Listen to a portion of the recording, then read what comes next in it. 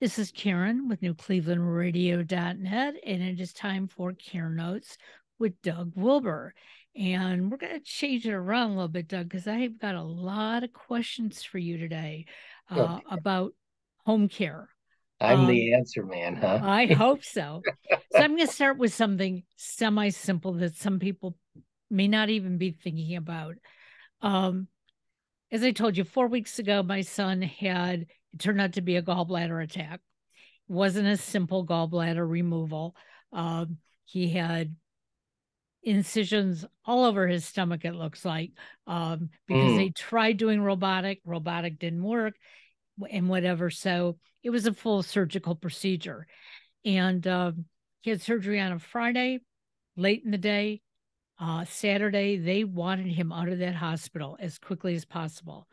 And luckily, my husband and I flew down there to be with him. Now, you're talking about two adults in their 70s taking care of a 32-year-old young man who is 6'2" and weighs around 235, 240 pounds. yeah. Big guy. And because he exercises, he's solid.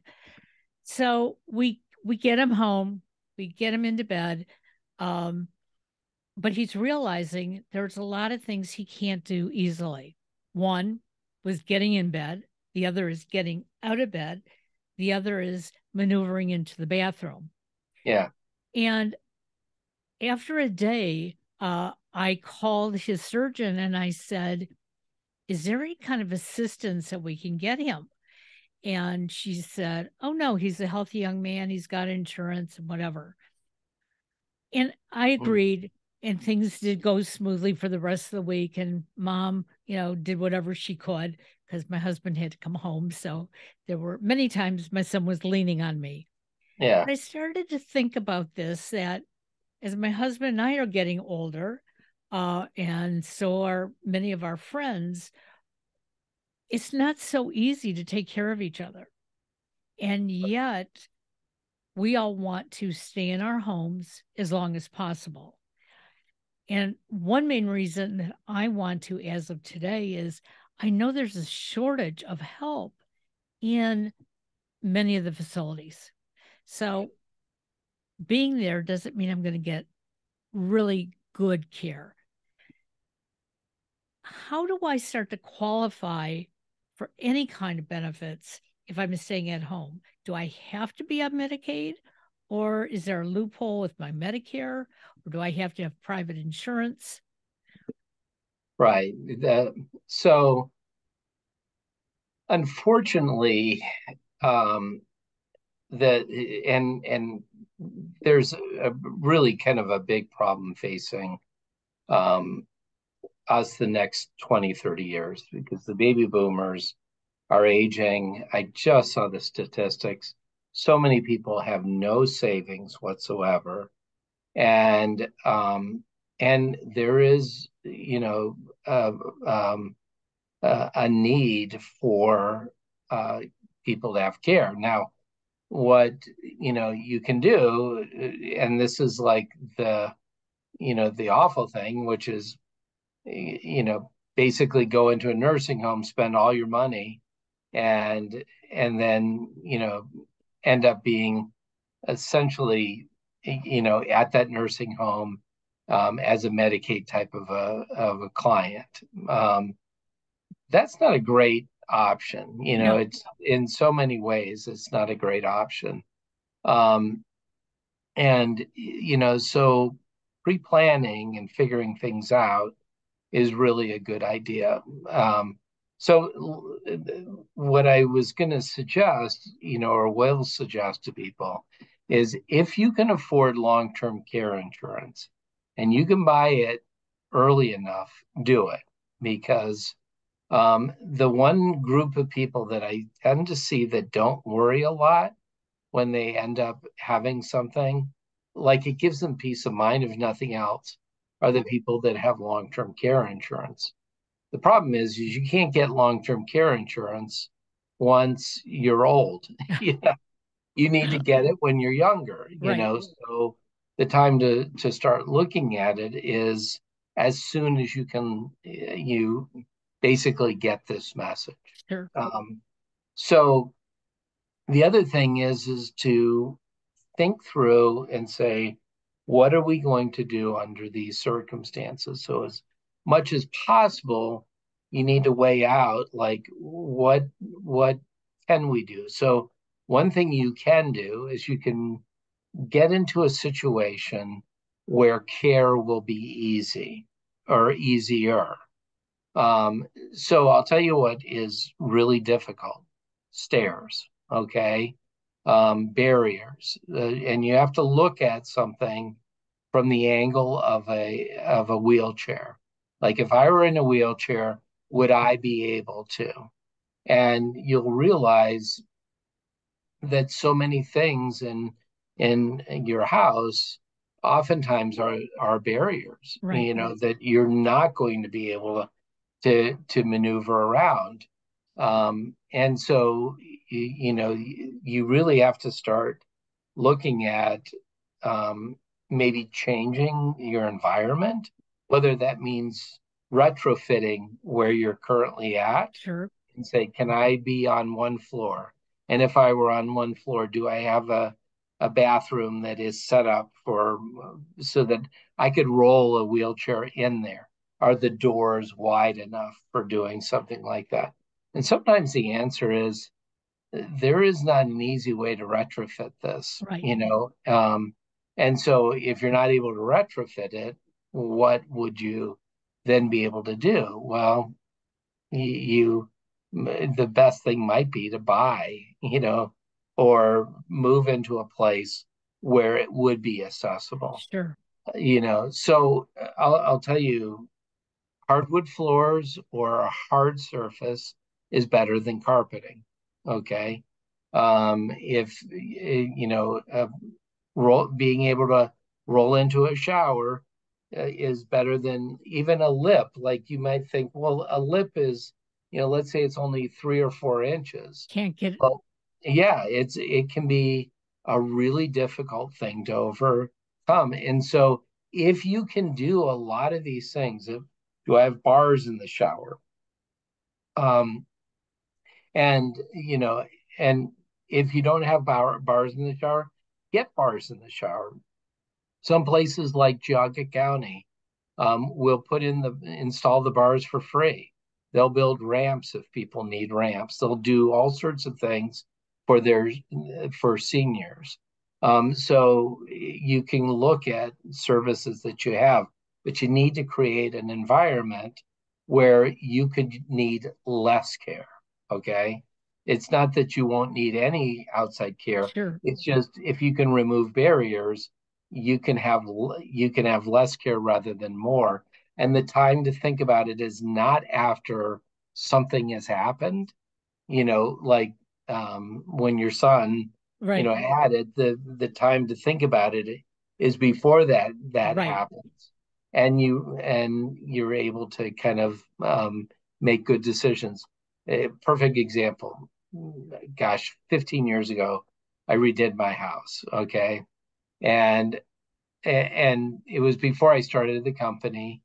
And I wasn't really thinking in terms of safety. Well, sure enough, you know, 4 years later, 5 years later, I had my mom staying at my house a lot, you know, and she was, you know, suffering from the disabilities. I think, why did I not put in a bar? You know, Sure. for, you know, the showers. You know, at the time I wasn't thinking that way. Why didn't I have a handheld shower? And so you then have like a whole different, you know, Perspective. Yep. yeah, perspective on things. And again, you know, most of us are not pre-planners. Most of us are reactors. We Right. do something. This is one of those things I would recommend you pre-plan, you know. The other thing is start doing the research, start looking at, and again, you know, most people aren't thinking, oh, I want to do all this now, but it will do you some good in to, you know, in doing that. And so um, things like realize if you're a veteran, um, there are benefits for veterans, and they're really good. I mean, and of all the veterans, they're not taking. Now, there are some taking advantage of it. There are some benefits that are only for wartime vets, but there are some benefits that are, if you were served in the services, you're going to do it. So some are narrow in scope and some are pretty wide in scope. You'd be surprised at how a small amount of care will prevent a tremendous amount of issues. And I'll give you an example. Geauga County, we have one of the contracts for Geauga County for helping people in their home. Well, we do just the county offers their seniors that have needs about 4 hours of care a week. That 4 hours of care are keeping a lot of people at home. And you think, how could 4 hours make a difference? It does. I think it does. It makes a really big difference in some people's lives because they may need that help with not only like things around the house, cleaning or other things that have become Sure. much more difficult, where you could fall, where you could trip, where there are things that are, but also like taking a shower. We do with all these clients some form of personal care. Well, if you do that personal care, with it and prevent issues around not showering, not doing things that you should be doing. If clients say, or I mean, seniors say, I don't feel comfortable with that. So they just start doing that. And maybe they get UTIs or they get other issues that are happening, or skin breakdown or just problems. Um, but if you can get something as simple as a shower, it can make a difference. So realize that if you combine, just a small amount of care with the right environment, you can stretch how long you can go without needing Absolutely. more care. Yeah. Right. So, Before we got started today, I had mentioned that a friend of mine, her mother's been living in a retirement apartment. So, I mean, there's no special services. I think they have a hotline or something uh, for the residents. But about a month or so ago, she was on the phone with her mother, and her mother fell. um, she told her mother that she was going to call 911. She grabbed another phone, called it, but stayed on the phone with her mother till 911 got there and then met her at the hospital. mm, She got to the hospital. They did all these tests on her. And they said, oh, there's nothing wrong. But she doesn't understand there's nothing wrong and she's off balance. So she should go to rehab. So she's been at rehab, and almost within the first 24 hours, they said, do you know that your mother has dementia? And it was, well, we've noticed that her memory hasn't been so good. And they said, it's more than that. She's been hiding it from you. And I've been reading about this, that there are some people who can really hide their memory loss. oh yeah, Yeah, it's like you have especially memory loss, but you know how to do that. yeah, Uh, especially bright people. yeah, I'll tell you, one of the funniest things is someone will go to their doctor, someone with dementia, and they can put on a show like you would not believe. And the doctor never picks up on it. It's showtime. All of a sudden, this, someone who's really not doing real well yeah. get to that doctor's office and something gets turned on.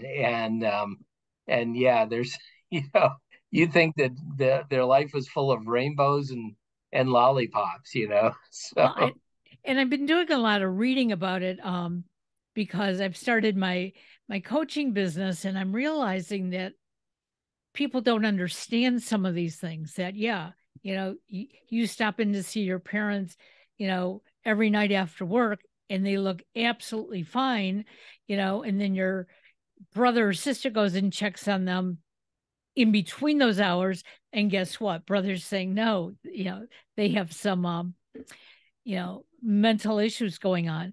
But so now the rehab will not release the mother to go back to her apartment. And so, I keep telling my friend, you've got to think of some other things. Can you bring your mother to your house? Can you take her to your sister's house? Is there another apartment that you could get that would, and now that's like they're floundering. They just don't know what to do. And I think I threw too many suggestions at them at once. Yeah.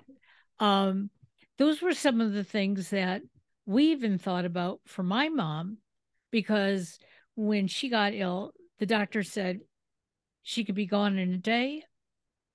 She may linger for a year or two.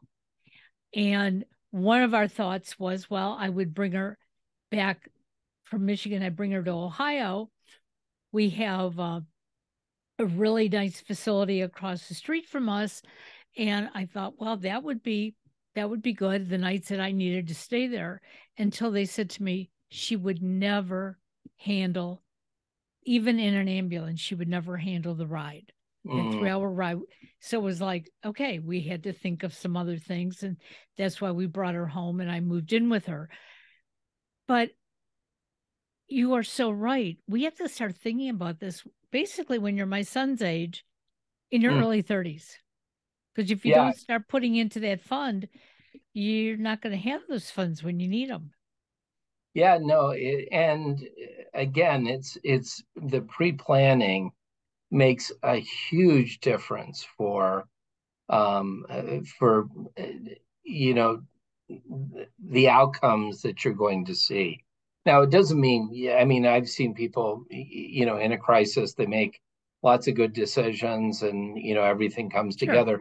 But you know how it is. If you can make decisions when you're not under the gun, you're not under pressure, and you make those decisions in that environment, it's very different than when you are under the gun. And you typically make, when you're under pressure, more bad decisions than you normally would. Right. Now, I mean, it's kind of like studying for a test. Sometimes you need the pressure to make the decisions. But a lot of things, it's just a matter of really thinking through, what would I want? How do I want this? To kind of happen to me, or to my spouse, or to your parent in cases. And I think that's where having the time to make the decisions is important. I will tell you this, and this is I actually met with someone today, and I said, at this point in time, um, if you're thinking about a building or a facility, don't. Yeah. I don't think I've ever said that before. And I don't mean an absolute don't. There are times where it is Sure. appropriate, but I'm just hearing so many situations now where people are in a facility, and I'm not talking about rehab. I'm talking about more for long term, and they're just not doing well with care because I was at a meeting yesterday, a Home Care Association of America. We had a meeting in Columbus for the state of Ohio for our chapter. And someone got up and they spoke and they said, and they're, um, involved in a facilities, and they were saying, the ratio now is like 40-1 for, staff, to clients or residents in this particular case. And it's just the reality. It just is what they're seeing, and because of the staffing shortages. Well, the problem that you have is it becomes more and more acute and more of a bigger problem because you can't take care of 40 people. Oh, absolutely not. No. You just can't. And so you have 40 people and that's what they're living with. And then, or let's say you have 25 people. Well, the 25 people, someone says, this is too much, I'm quitting. Okay. That's when then you have 40 people because you're not Right. backfilling that, and because people don't want that. And so, and you have, that person that's willing to take on the 40 because they're feeling so bad for everyone, that they can't imagine just quitting Sure. and leaving people in the lurch in that situation. But if that person quit, who are you going to get? And it's not just a matter of throwing money. They've thrown money at people, other things. It's just we're in a different reality after COVID, number one, in the work environment. And number two, people aren't going to put up with the working conditions of Right. having way too much. So the environment in the facilities has really changed. I've even noticed, great facility. I happen to be looking at their ratings recently on like Google ratings, and I thought, Sure. whoa, that's not a good rating, and I thought, it has to be because of the service over the last couple of years that all of a sudden their rankings, their ratings, are really poor. And we're not talking a bad facility. We're talking about something that's traditionally been ranked as a really high facility and been known for their care. So if you can avoid a facility, I think at this point in time, for a loved one or for, that outside of rehab, um, or where you have absolutely no other choice, I think you should probably at this point consider it. Um, and it's not that home care agencies are swimming in AIDS because they aren't either. But like at least we're keeping up with the demand. We're not way ahead of it, Sure. but we're keeping Yeah. up with the demand. We noticed that at the hospital that my son was in. It's a big teaching hospital that he was in. Um, and he was extremely lucky because of how he came in and his situation. He had great care. But I was talking to one of the nurses who I realized it was now like about 8 or 9 o'clock at night. We had gotten to the hospital that morning about came right from the airport. So it was like around 10 o'clock in the morning. She was still there. And Yeah, I said, what kind of hours do you work? And she said, today it's going to be 24. I said, how can you do that? She said, these are my patients. I have to do that. yeah, And my heart went out to her because you you've got to be dropping down to your knees at some point because you're exhausted. We found out that she hadn't eaten, so we went down to the cafeteria and we brought her up food. And I'm realizing that the dedicated nurses and doctors, they're putting in all these hours, but they're going to get sick. And we've got to start to think about that. And that's why when the doctor told me on um, the next day after surgery, you've got to take them home, I was, I really was nervous about it. It was right. like I said, how can I take care of this big guy? Yeah, But for the most part, he took care of himself. We were just there. But as we get older, we need more care, even if we don't think we do. Okay. When I was in Texas, I did something to my left leg Nobody seems to know what I did to it, but I was sleeping basically on a air mattress. So I think it was getting up and down. Um, and I'm now at the point where the pain and the limping is going away. But I was getting very nervous. If I had really hurt myself, and then what? How do I All right. take care of that? Um, and so when I came home and was still in pain, we started looking at, well, what can we do differently here in the house?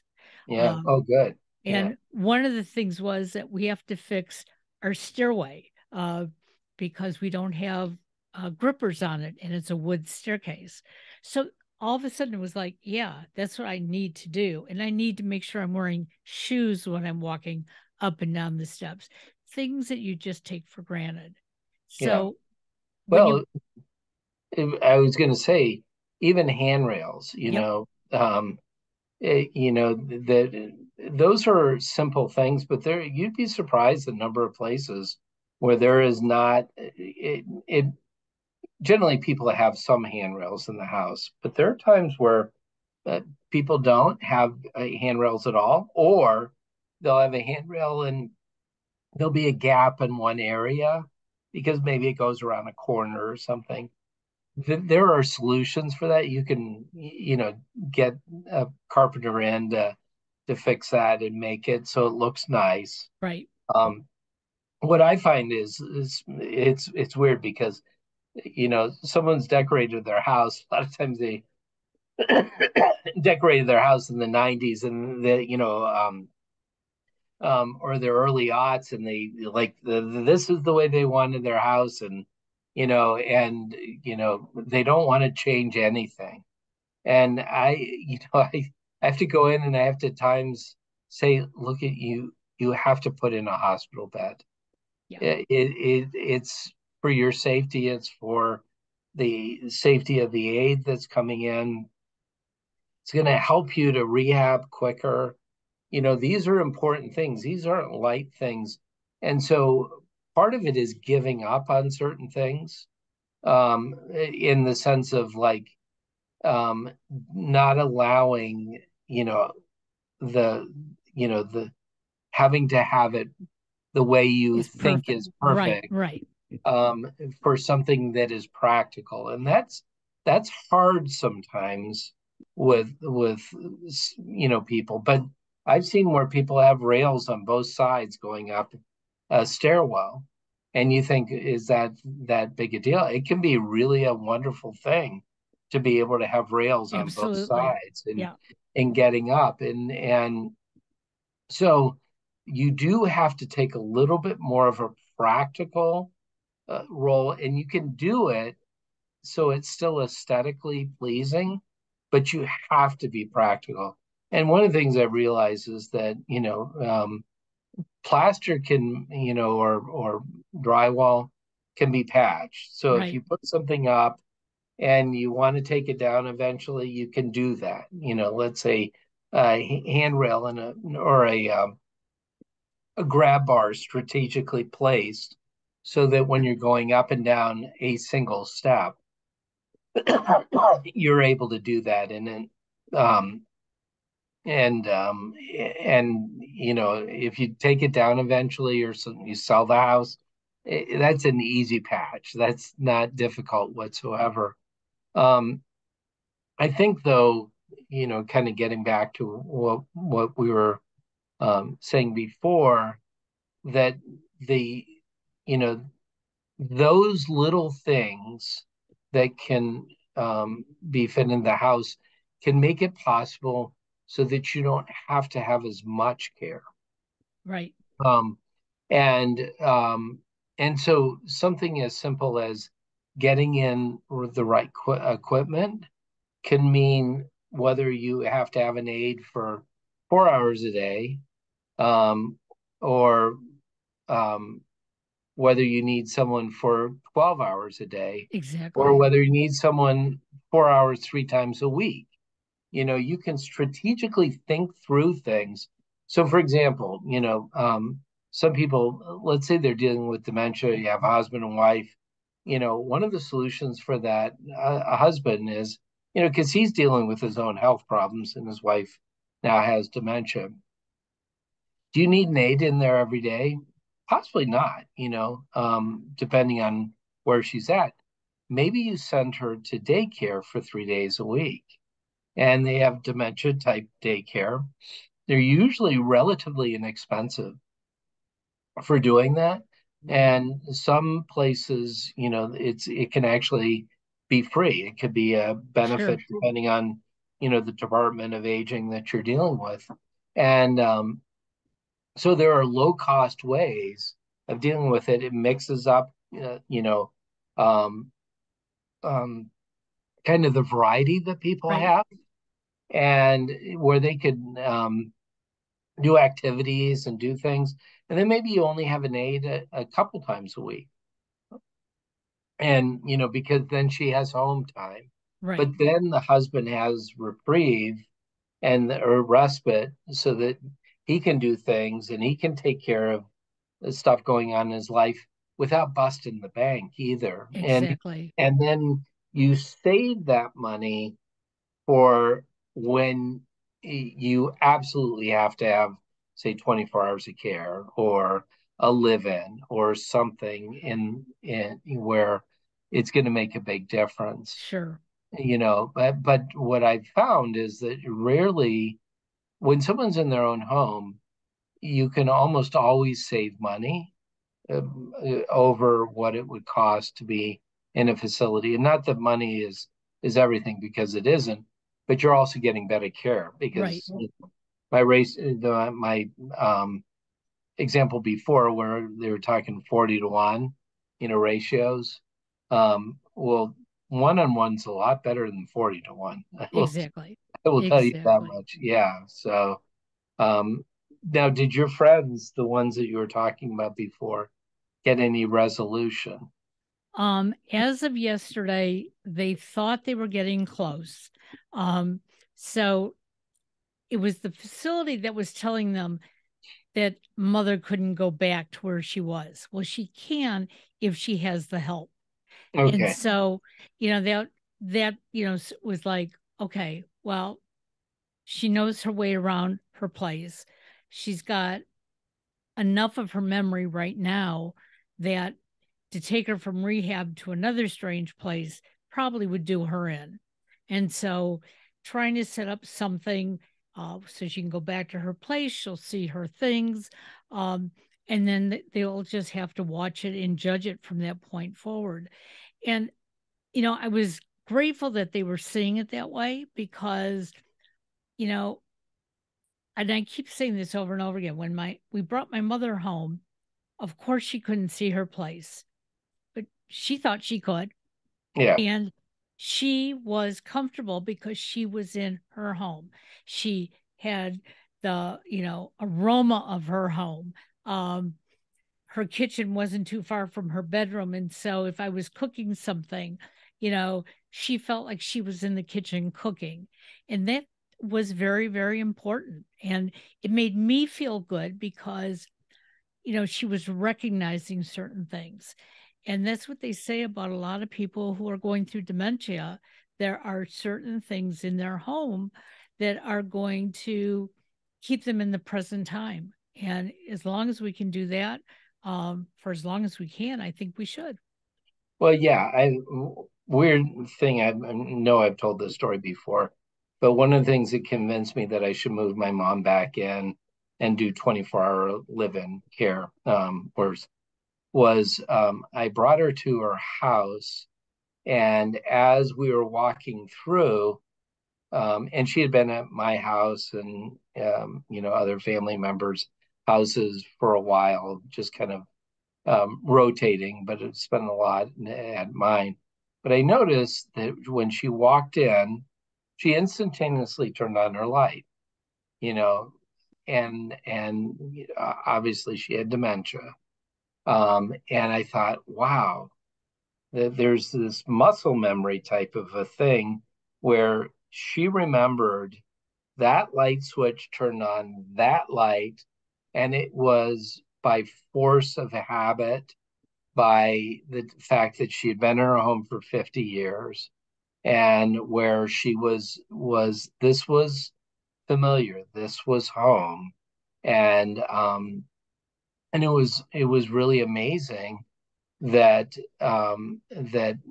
because she wasn't doing that at my house. Right. Yeah. She didn't automatically hit the switch. And so I thought I think, that she's going to do better in her own home if we were to, to have a live-in with her, and as opposed to being in my house. Right. We knew we were going to do a live-in. What we didn't know is where we were going to do the Right. live-in. And the where was answered with a light switch in part, So I think the in the end, even though it comes down to individual decisions that people are making towards what's right for my loved one, they the truth is that there are answers out there, and and I really believe that there are ways that you can make things happen if you open your eyes and if you look. And so if the goal is to do what's best for that person that we love, or someone for themselves, you have to have clear eyes. You have to say what's going to be right, and then you have to step in and then try to figure out, okay, how do I make this happen? Absolutely. Yeah. So I think that hopefully your friends will continue to go down the right path and make those decisions. One thing that I do, and I'll just kind of maybe wrap up with this, is I oftentimes do uh, uh, an intake type of interview, and the purpose isn't to sell anything. My purpose is to go and say, how can I be a resource? How can I give the right information to someone? And I know that not all agencies approach it this way, and frankly, I'm very unique in that as the owner of the company, I do virtually all of our intakes with very few exceptions, which means that over the years, gosh, I bet you I've done 4 to 5 thousand Wow. intakes, Yeah. and so I've seen a lot of things that have gone on, issues, um, solutions and have been involved in trying to creatively think through things with people. So oftentimes I can be a really good resource when I come in. And that's a big thing. I think that's really something that that if you can tap into experience, it's really good. And Absolutely. so I'll go in so often, and like this morning I was in, and as I was meeting with people, I said, well, you could do this, and I gave one piece of equipment, and do you realize that there's this available? No, whatever. And at the end or near the end of our conversation, they said, do you know how many like physical therapists we've met with? And because they've been on a journey for a long Sure. time with a family member, and how many people from that have come and gone, that no one, no doctors, no nurses, no physical therapists have ever told us the things that you told us about. And I just said, yeah, my experience is unique, and I really try to be a resource. And frankly, the things that I told them, could spell out that we would do less there, not more. I mean, as far as like our aids, Right. but it's the right thing. It's like helping with, here are solutions, and that's a lot of what I find is fun about what I do, is that I help people. It's that I'm bringing about some solutions to some of the dilemmas that people have, and it's not always something that directly benefits us, but I will tell you it is always something that will directly benefit the person that we're meeting with. That So, is wonderful. people can take advantage of the knowledge that I have. If we're at the point where someone needs that, and if someone just wants to make a phone call and say, hey, I'm running through this, I uh, if not through the podcast, I can, be a resource to people. Absolutely. So, Well, you we'll know, make sure that's all in the show notes because, you know, people never know where to turn to. And as I've said before, even though I had contacts up in Michigan in the beginning, it was like, are these the right contacts or not? And sometimes it's just nice to hear what somebody else has gone through and yeah, find those solutions. So thank you very much. sure. And we'll see you towards the end of this month again. So have a Okay, great sounds good. day. Bye bye. Thanks. Take care. Bye Bye. bye.